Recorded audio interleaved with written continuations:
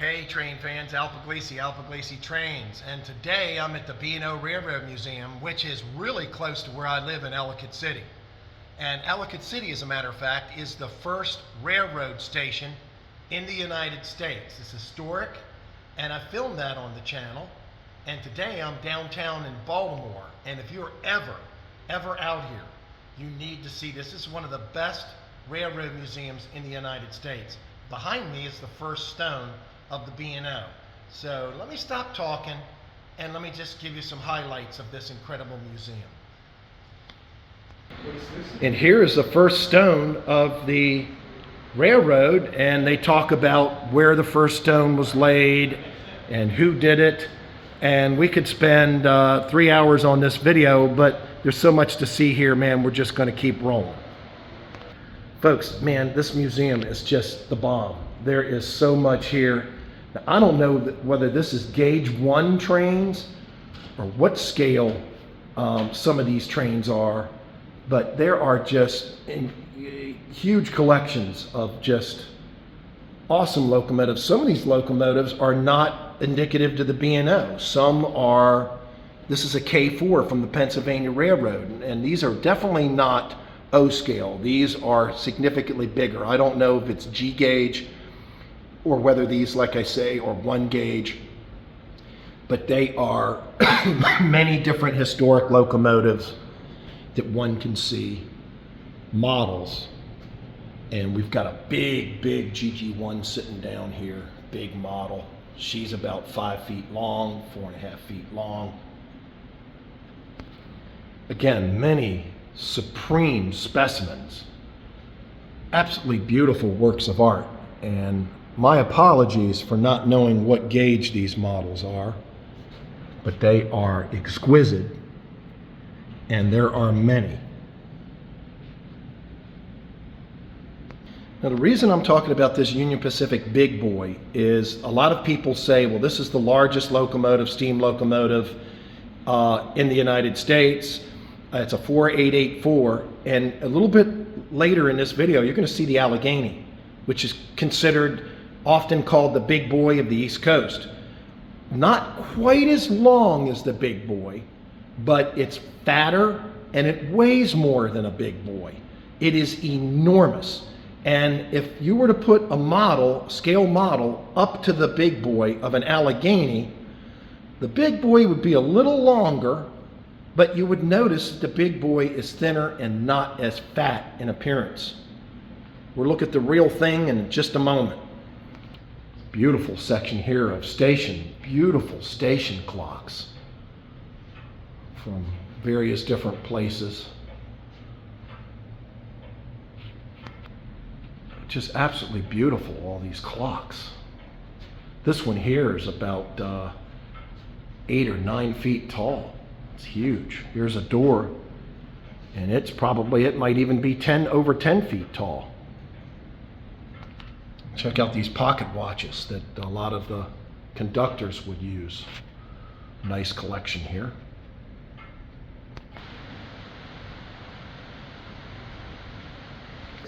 Folks, I've never seen this room. Jeff from Custom Model Railroads is a friend of mine, and he has been featured on my channel because I have almost every building Jeff ever made for City in my Pugsburg Model Railroad. And Custom Model Railroads custom builds layouts and buildings as well. And Jeff built this incredible display for the B&O Railroad Museum, and we are going to look at it right now, starting with Camden Yards, which is spectacular, and it's HO scale, and it's epic. And this was custom built by Custom Model Railroads, Jeff Springer, and his crew. And just look at all the figures. Thousands of them. Watching the Baltimore Orioles. And as a matter of fact, this HO model here is about, I'd say, 16 inches tall by, I'd say, 36, 38 inches long. And then it expands into Baltimore Harbor with the Constellation and the National Aquarium, which they built, again, in HO scale, and the submarine that may still be there that you can tour. I'm not quite sure if the submarine is still there, but the Constellation there, or the Constitution, I'm not sure whether it's the Constellation or the Constitution, I'm not sure, but that's been recreated in scale as well.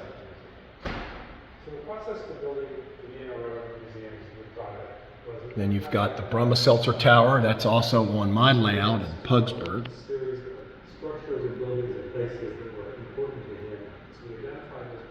And again, this is a bit of a condensed version, but it's nevertheless absolutely spectacular. The thing that I was proud of on the layout is taking a client's vision and incorporating it into the design. Many of the landmarks like Light Street and the stadium and the harbor are really lovely places to go to look at and visit. I hope the things that visitors appreciate most about the museum. And custom model railroads, folks, again, you can Google them.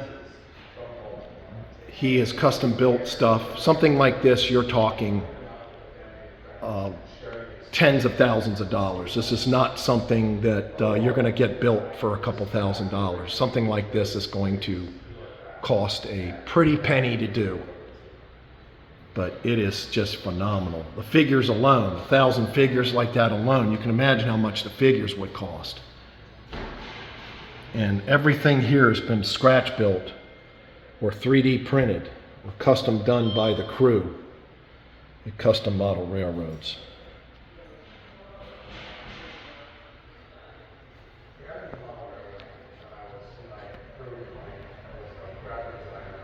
That's the Sports Museum. And again, this is the Brummelseltzer Tower. And we have the Hippodrome. I believe that's the Hippodrome. And we have one of the very first Catholic churches in Baltimore here. And some iconic skyscrapers. And again, it's a condensed version, but it's beautifully done. Very well done.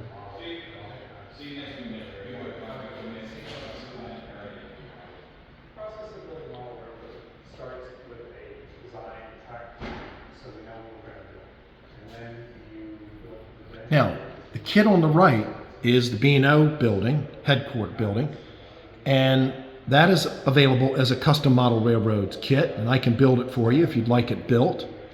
And the structure on the left-hand side is a kit bash of some different things. But again, the structure on the right that you see here, the white structure with the gray top, that is one of Jeff's kits that you can buy from Jeff, or I'd be happy to build for you if you'd like.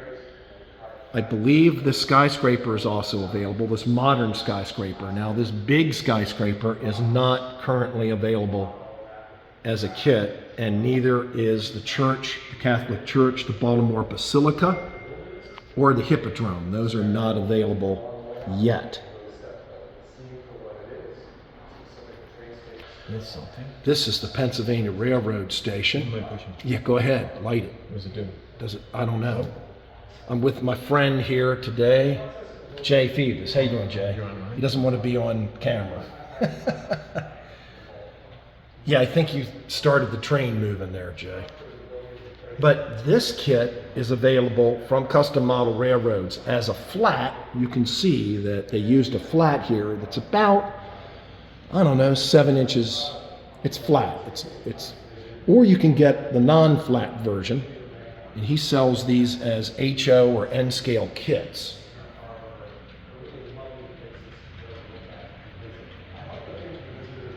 And this is also one of Jeff's kits, the Belvedere Hotel. Now, what I did on Pugsburg is I took 4 of these kits and made it a wider structure because the actual Belvedere is wider.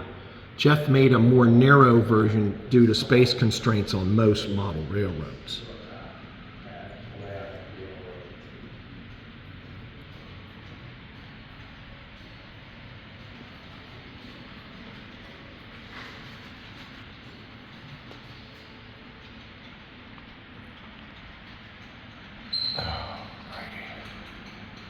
Row houses, vehicles.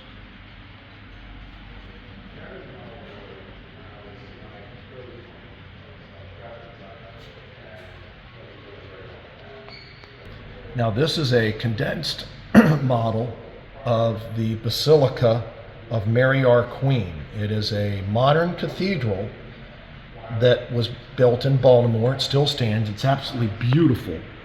And this is the front of the structure.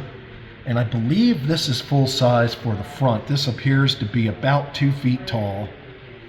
And this appears to be about 10 inches deep or so. He did not build the entire basilica, the entire structure, because that would have taken up an enormous amount of space. But this is a condensed version, and I absolutely love this. And this is not something that he sells, but I think I'm going to have to give Jeff a call and say, Jeff, I want this 3D printed for me. And he might do it. It's not going to be cheap. So if you're interested in one of these, we can talk to Jeff. Jeff's a friend of mine. And we can see what can be done. So you can contact me if you want some more information about this. But it is not available right now. And then this is Pimlico, which is Pimlico Racecourse. And you see the horse race every year at Pimlico. And packed with detail. Just, again, a little condensed in size, but that's okay. It still captures the flavor of Pimlico.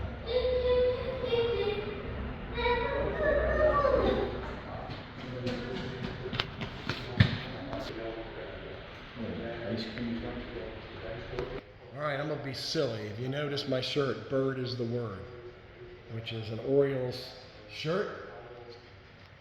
And what better bird is the word than look over Camden Yards and beautiful Bird Stadium, man. Man, look at this, just spectacular. Holy smokes. Folks, this is part of the roundhouse, which is indoors, and this is spectacular. This roof was redone because it caved in years ago from a terrible snowstorm that we had in Maryland. And this is an indoor roundhouse, and this is just part of the museum. And we're going to feature some things, but it is just, again, this is one of the best railroad museums in the country, in my opinion, if not the best one. And it's something you definitely need to see if you visit Baltimore or you come visit Howard and I. This is some of the very early equipment of the B&O in its infancy.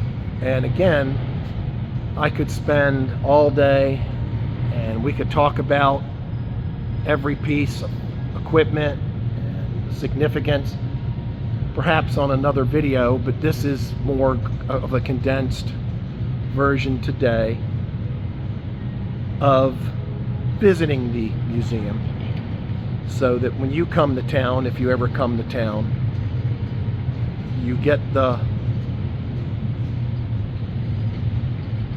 wants to come here and check it out.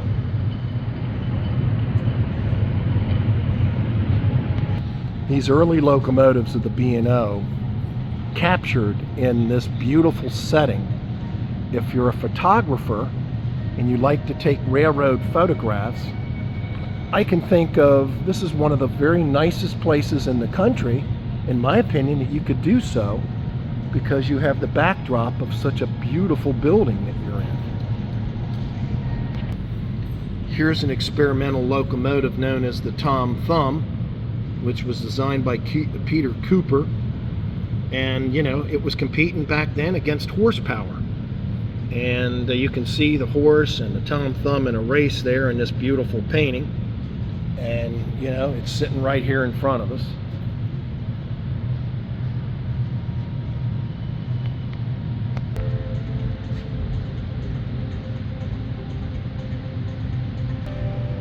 This is like a cathedral to me, except it's trains. And the good Lord's blessed us with a beautiful day today to be here to film this.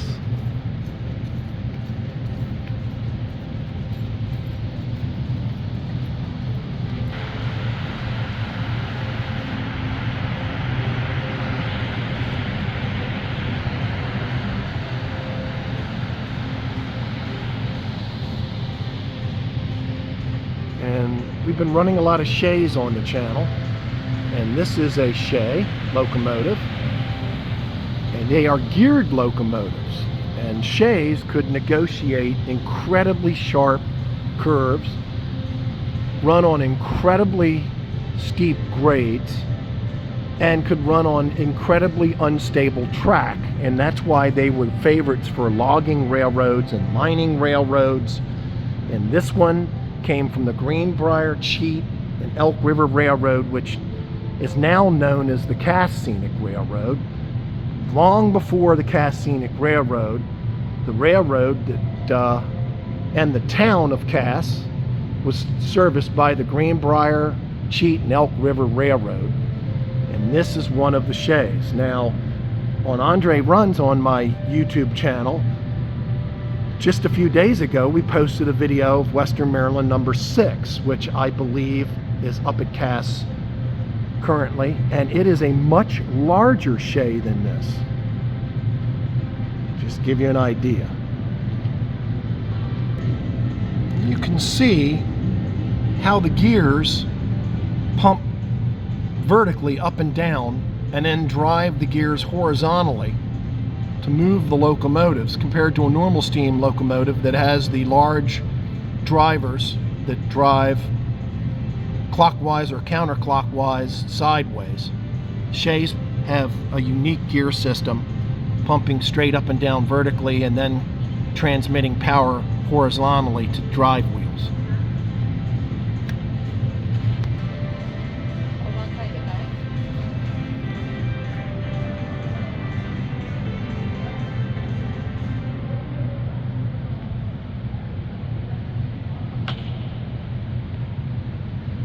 Folks, coming to Baltimore, it's worth simply coming to Baltimore, in my opinion, simply to see this museum.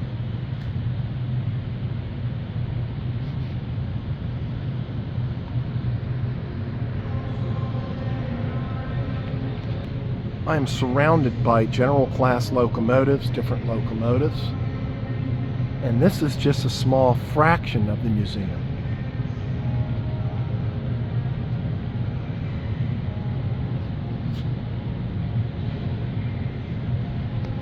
Imagine being on these cars back in the day on the tracks. You talk about open air cars. What a thrill. And on the roundhouse walls, on the inner walls, as you go around this beautiful roundhouse, there are many displays and just beautiful paintings like this one that are just absolutely, I would love to have this painting in my living room. Absolutely beautiful. I think my wife would approve. Here's a model of the Carrollton Viaduct, America's oldest railroad bridge. And this is a very large model. The bridge itself appears to be about 4 feet tall, and the diorama that this is in appears to be about, I'd say, 12 feet in length.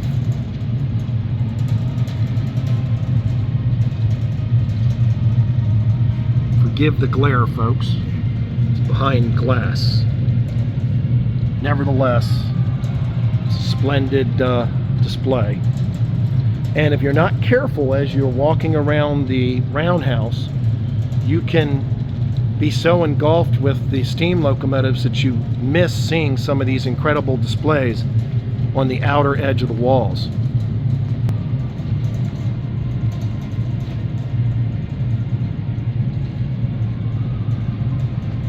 Folks, the history here is utterly amazing.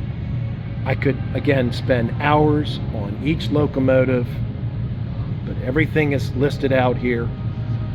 And again, I want to give you just a flavor of the overall size and beauty of the museum today.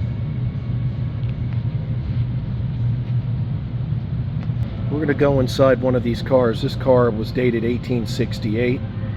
And it was built immediately after the Civil War, and this represents a typical coach during that period.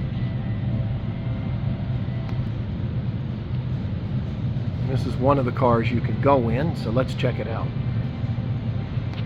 Well, folks, you're not allowed to actually go up inside the car, but you can see the luxury of the interior. It's absolutely splendid. What a work of art.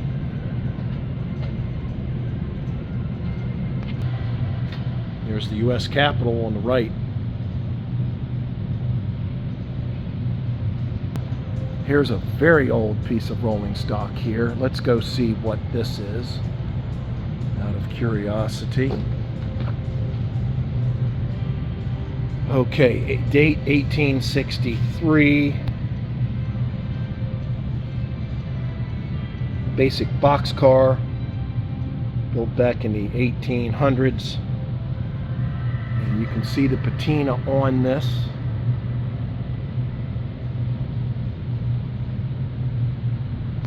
Here's a really early steam locomotive, and notice the driver and the size of the driver. What a unique locomotive. We're talking about 1851. It's a 222. They talk about this particular locomotive and its sister locomotive. Sister engine was called the Jenny Lind. This, I believe, is the Pioneer. Got your controls.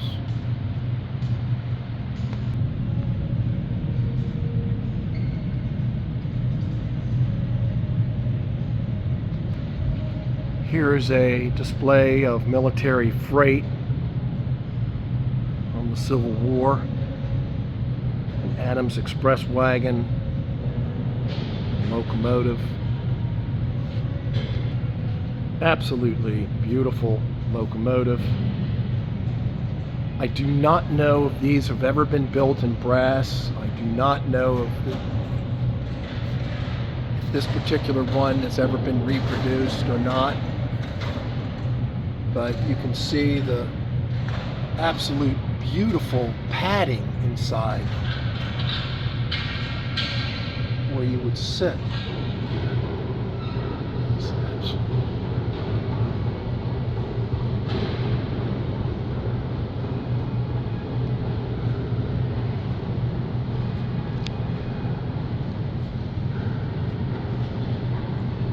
Take a look at the padding on the inside of that.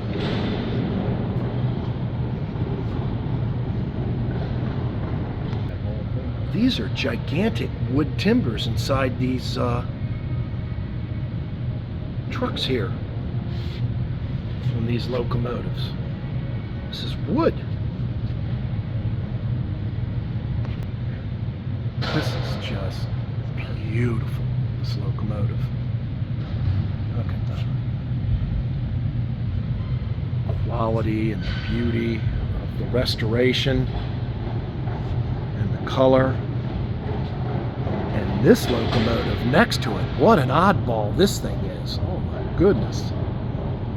Way up in the air is the cab on this. And you can walk outside and you can walk back inside, folks, and there's a model railroad in one of these passenger cars that Jeff from Custom Model Railroads also built. And we are going to go into the Baltimore Baltimore and Ohio Railroad Company's Passenger Car Works building and see what's in there. They run a lot of vintage diesels here that are simply spectacular.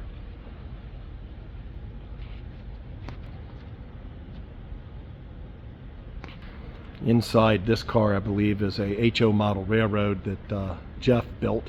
Let's check it out. This is a control panel for the layout, and a lot of this layout is automatedly run, so you don't have to be present. And I am not an electrician, but this control panel here is every bit of 6 feet, possibly 7 feet long, and it goes into a beautiful railroad that has been in this museum for quite some time. Forgive the glare of the glass, folks. I'll try to do my best to film without the glare, but custom model railroads, Jeff also did this with his crew, and this is a beautiful HO model railroad. Hi. Hi, folks. And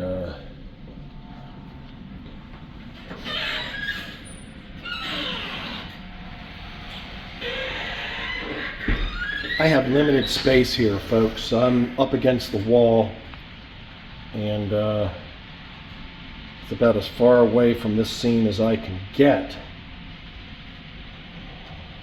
Baltimore has Sparrow's Point, which was iconic.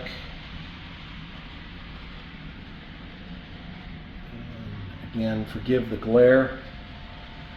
Nevertheless, it's still a beautiful model railroad.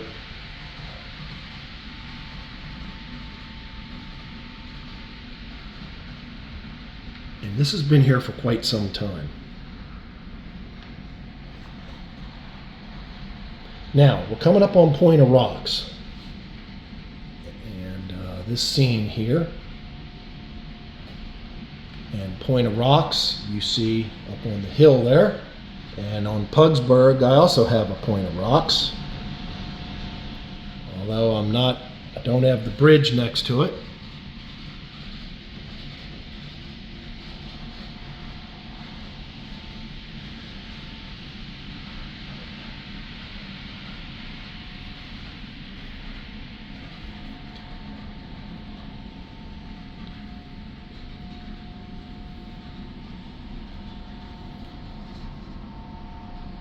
We have canoers in the canoe here.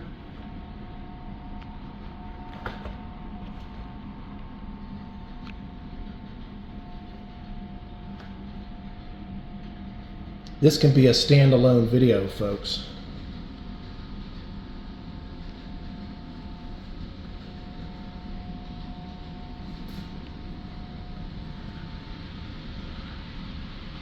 You see a freight in the back. See if we can catch it. There she is.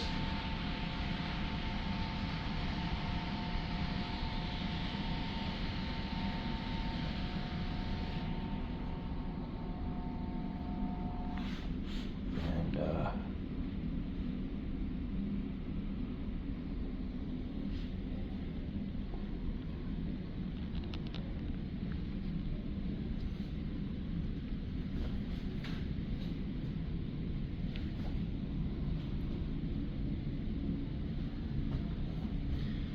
this Baltimore and Ohio scene here, this structure, I don't know whether it's what is in these silos on this structure, but it is absolutely beautiful.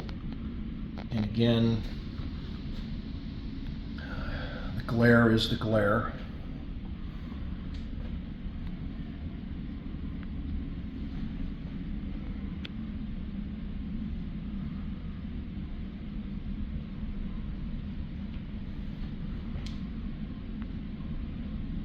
And this is a beautifully done model railroad, folks. You have barges here, and you have Baltimore is one of the busiest ports in the country. And we have some epic scenes here.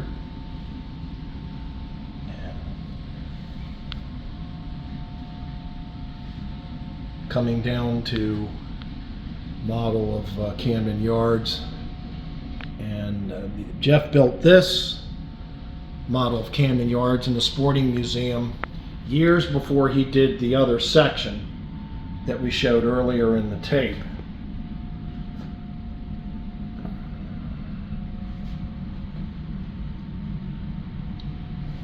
So this is a different layout than the one we showed earlier. You can see the Bremerseltzer Tower here downtown. Captures a little bit of the downtown of the layout. Absolutely beautiful. Folks, we had some glare because these are the passenger car windows and the natural sunlight comes through the windows. But they put some historic photographs inside the windows. So the good thing is a lot of natural sunlight gets through these windows, and it's interesting the way it backlights a lot of these historic pictures. This is Ellicott City, downtown Ellicott City. We were there. The station, yeah. This is the Ellicott City station, and this is Michael Angelo's cottage at the top. We've talked about that on the channel. And this is why there's a little bit of glare in this room, folks, but I'll live with the glare. And I believe this is the Thomas Viaduct. Yes, it is. And one of the iconic trains crossing it.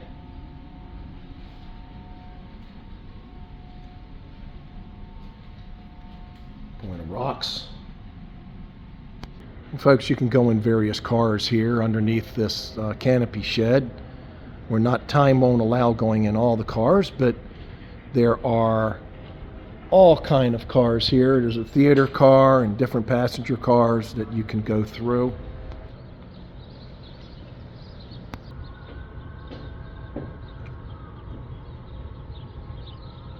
Good old days when you'd sit down in a beautiful railroad car and have an incredible dinner, breakfast. And this car was converted to show some of the fine china that a lot of the passenger trains in the B&O would use for their passengers. And the grand hotels like the Deer Park Inn had its own china. And a lot of iconic scenes on the B&O are captured on some of the china. And there are people that collect railroad china and various different plates. Just beautiful. That were used, dinner plates on various trains. And here we see a typical Deer Park spring water. Typical diner car scene here, and a typical placement for food. Of course, there's your Deer Park spring water there. Folks, on the Pugsburg Railroad, Harry Clark built the Deer Park Inns for me.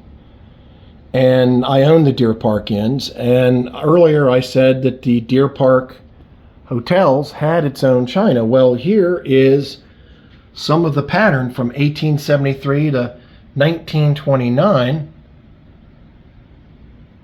I mean, they had their own patterns.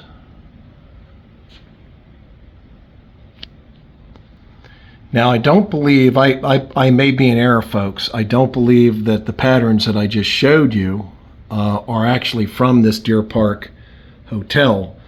They are different patterns that were probably used somewhere else.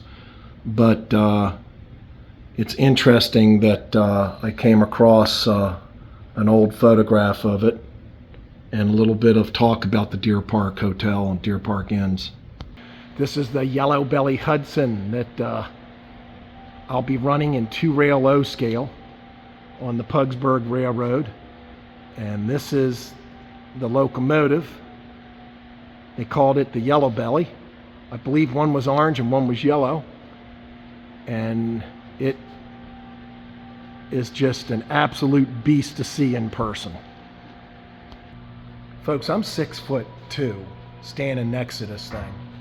And the drivers here are huge. I mean, this locomotive is just enormous in size. I can't even get it all on the camera.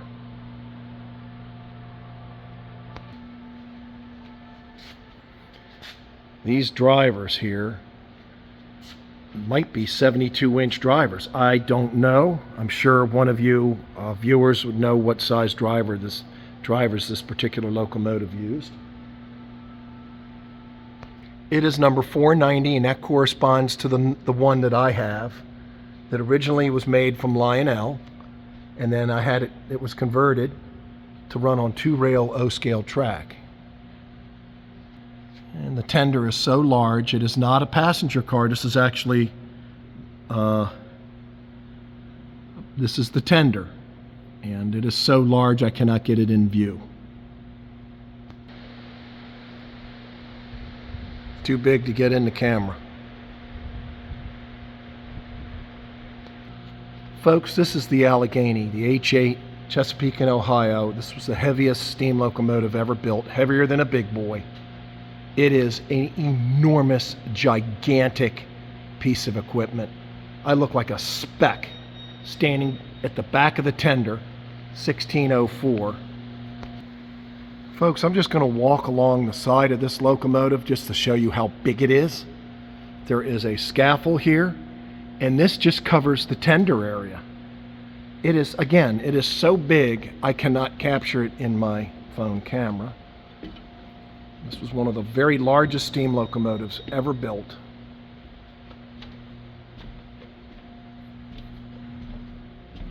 In HO scale, it's around 18 inches, almost as long as a big boy, but heavier than the big boy.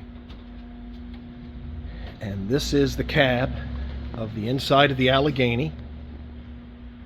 Imagine the amount of education and the amount of research and learning one had to do for the brakeman and the fireman and the engineer. And I am inside this locomotive, number 1604, and there is an air hatch. And it is a major privilege to be inside this thing and to look out the window.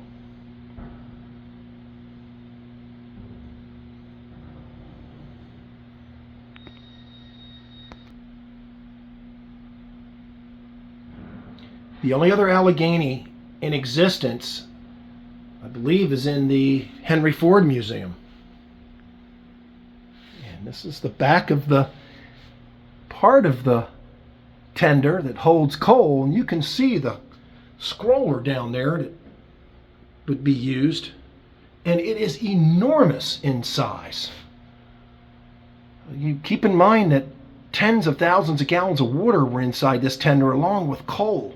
Enormous amounts of coal. I am really privileged to be able to sit inside this thing. And because I have an Allegheny on my model railroad, HO scale, and I also have an O scale one.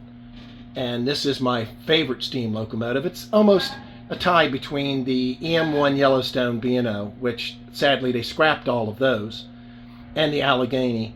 Those are my two favorite locomotives. Nothing against the big boy, but my big boy is the Allegheny or the EM1.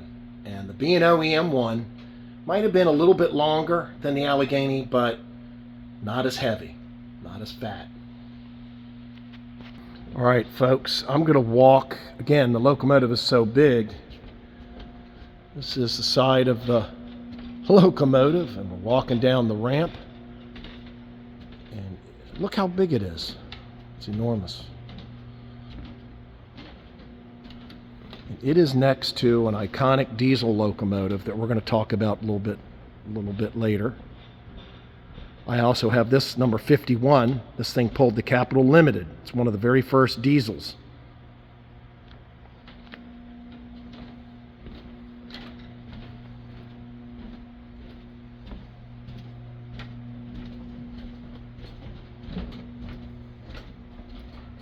This is a 2666 wheel configuration. And, oh man, God, I can't get far enough away from this damn thing.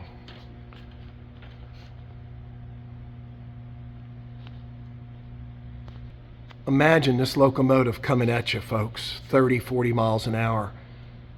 It's enormous size. Imagine seeing this thing in motion. What a sight.